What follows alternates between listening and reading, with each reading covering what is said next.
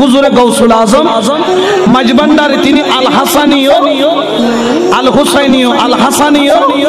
কারণ কি জানেন? কারণ গাউসে পাকের একজন সন্তান, অনেকগুলো সন্তানের মধ্যে হযরত সৈয়দ মুহাম্মদ আব্দুর রাজ্জাক রাহমাতুল্লাহ আলাইহি, বড় করে বলেন সুবহানাল্লাহ।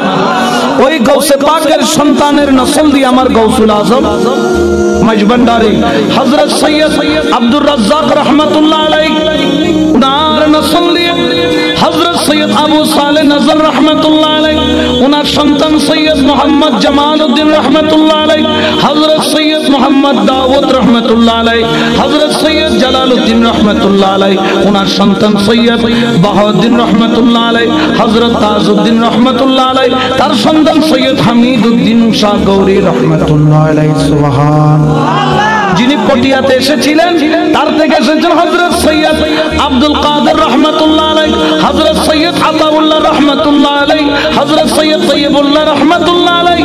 আর ওনার নসল দিয়ে এসেছেন হযরত সৈয়দ মতিউল্লাহ শাহ রাহমাতুল্লাহ আলাইহি, যিনি আমার গাউসুল আজম মাইজভান্ডারীর আব্বা জান, বড় করে বলেন সুবহানাল্লাহ। এর নসল দিয়ে যিনি আসলেন হুজুরে গাউসুল আজম মাইজভান্ডারী কিবলায়ে আলম শাহেদ আলম শাহ সুফি সৈয়দ আহমেদুল্লাহ মাইজভান্ডারী, বড় করে বলেন সুবহানাল্লাহ।